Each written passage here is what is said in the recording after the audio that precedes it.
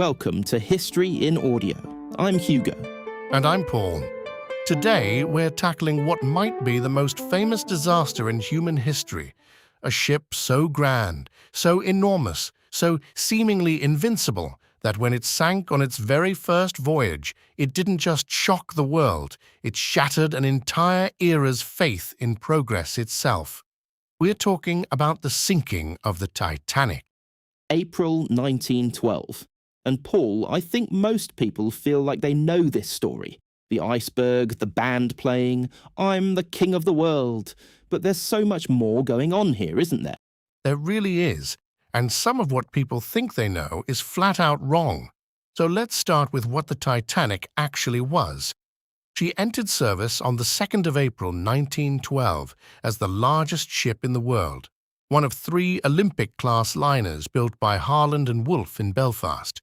Nearly 900 feet long, her engines stood 40 feet high and burned 600 tons of coal a day. The first-class suites cost over $4,000, that's about $145,000 in today's money, for a one-way ticket. For one crossing. That's staggering. So who was on board? A complete cross-section of Edwardian society. You had millionaires like John Jacob Astor and Benjamin Guggenheim, and you had poor emigrants from Ireland, Sweden, Syria, Armenia, families who'd scraped together everything they had for a new life in America. About 2,224 people in total, though she was only about half full. There had been a coal miners' strike in Britain, which disrupted shipping. So she set sail from Southampton on the 10th of April, and almost immediately there's a near miss, right? Yes.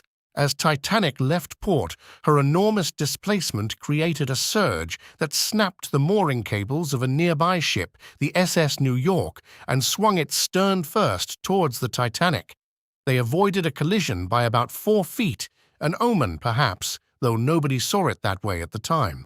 And then it's out across the Atlantic. When do the ice warnings start? Almost immediately. 7 separate warnings came in over the voyage, starting on the 12th of April. Other ships were reporting icebergs, growlers, and vast fields of ice. The conditions were the worst for any April in 50 years. Captain Edward Smith acknowledged several of these warnings, even adjusted the ship's course slightly southward. But here's the critical thing. He did not slow down. 22 knots, wasn't it? Basically full speed. That sounds reckless to modern ears. It does, but this was standard practice at the time. North Atlantic liners stuck rigidly to their schedules. Ice was seen as a nuisance, not a serious threat. Ships had rammed icebergs before and survived. In 1907, Smith himself had declared in an interview that he couldn't imagine any condition which would cause a ship to founder. Famous last words. So what happens on the night of the 14th? By late evening, most passengers had gone to bed. The sea was dead calm, like glass, one survivor said, so smooth you could see the stars reflected in it. No moon, no wind. And that calm was actually dangerous, because with no waves breaking against icebergs, they were almost invisible in the dark. And the lookouts had no binoculars. Correct. There'd been a mix-up at Southampton, and the binoculars were locked in a cabinet that nobody had a key for. Though experts later said binoculars wouldn't have helped much in total darkness anyway. So the lookouts are up in the crow's nest, squinting into pitch black. At 23:39, lookout Frederick Fleet spots something dead ahead. He rings the bell 3 times, picks up the telephone to the bridge, and says the words that have echoed through history. "Iceberg right ahead." First Officer William Murdoch orders hard a starboard, which in 1912 terminology actually turns the ship to port, and the bow begins to swing, but it's not enough. How bad was the impact? And this is where we bust our First myth. People imagine this enormous gash ripped along the hull. For decades, that's what everyone believed, a 300-foot tear. But when they finally surveyed the wreck with modern ultrasound, the actual damage was 12 square feet. That's roughly the size of a couple of sheets of A4 paper in terms of the individual openings. What happened was that the iceberg buckled the steel plates and popped the iron rivets along the seams, creating 6 narrow gaps that let water pour in. 12 square feet sank the largest ship in the world? 12 square feet in exactly the wrong places. The water flooded 6 of the ship's 16 compartments. Titanic had been designed to stay afloat with up to 4 compartments flooded. With 6 breached, she was doomed. Thomas Andrews, the ship's builder who was on board for the maiden voyage, inspected the damage and told Captain Smith the ship had roughly 2 hours. 2 hours, and over 2,000 people on board. What was the lifeboat situation? This is the other great myth. People assume Titanic didn't have enough lifeboats because of cost-cutting or vanity. The reality is that in 1912, lifeboats weren't designed to hold everyone simultaneously. They were meant to ferry passengers to nearby rescue ships. Titanic actually carried more lifeboats than the regulations required. 20 boats with room for 1,178 people. But with no rescue ship nearby and the ship sinking fast, that capacity was a death sentence for over 1,000. And even those boats weren't filled properly, were they? No, and this is one of the most agonizing details. The first lifeboat, launched, number 7, left with just 28 people, despite having room for 65. At the start, passengers simply didn't believe the ship was sinking. Millionaire John Jacob Astor told his wife, "We are safer here than in that little boat." The 2 officers in charge of loading, Lightoller on port, Murdoch on starboard, interpreted women and children first differently. Lightoller took it as women and children only and lowered boats with empty seats rather than allow men on board. Meanwhile, what was happening Below decks. The engineers and firemen were fighting to keep the ship alive. They vented steam from the boilers to prevent explosions, kept the electrical generators running so the lights stayed on and the radio operators could send distress calls. 2 engineers died when a bulkhead collapsed and a wall of green seawater swept through Boiler Room 5. None of the ship's 35 engineers survived. They stayed at their posts almost to the end. And the third-class passengers, because the film made a big deal of locked gates. That wasn't just Hollywood drama.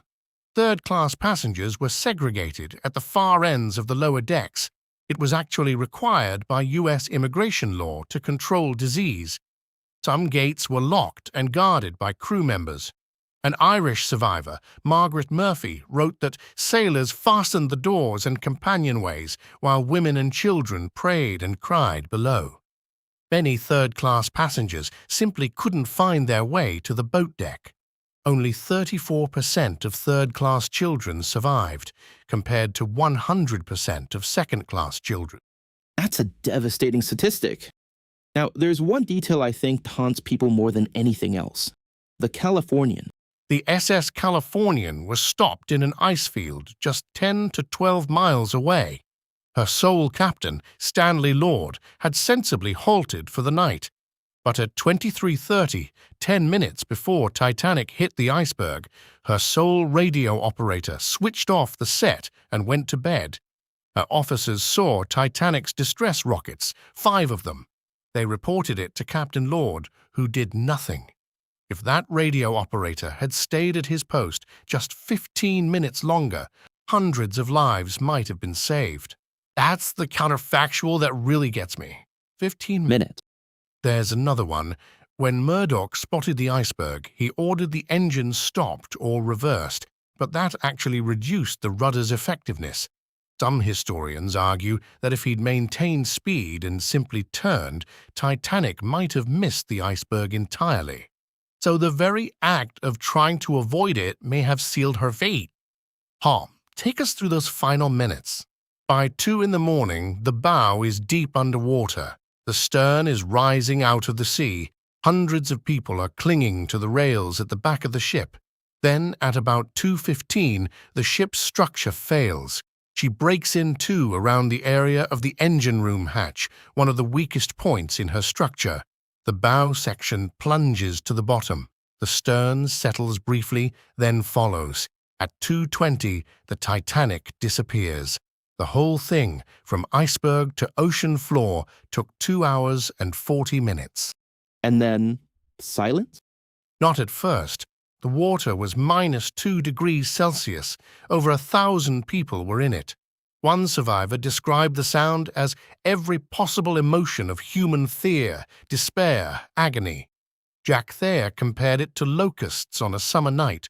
Almost everyone in the water died within 15 to 30 minutes, not from hypothermia, as people often think, but from cardiac arrest caused by the cold shock. Only 13 were pulled from the water into the lifeboats, even though those boats had room for almost 500 more. Because they didn't go back. Most didn't. They were terrified of being swamped. It was about an hour and a half before the Carpathia arrived and began rescuing the 710 survivors. By the time it was over, up to 1,635 people had died.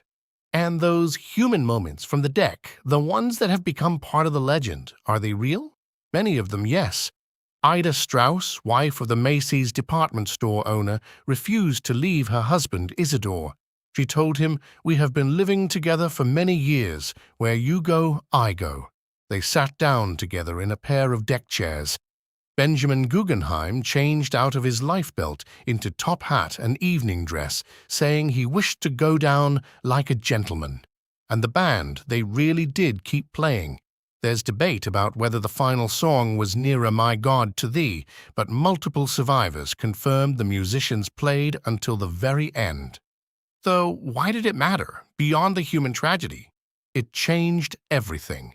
Within 2 years, the International Convention for the Safety of Life at Sea, SOLAS, was established, and it still governs maritime safety today. Ships were required to carry enough lifeboats for everyone. Radio equipment had to be manned around the clock. An international ice patrol was set up to monitor icebergs in the North Atlantic. The Titanic disaster killed the Edwardian belief that technology had conquered nature.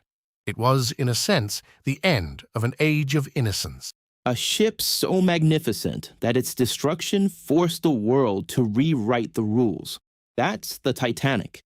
Thanks for listening, everyone. We'll see you next time on History in Audio.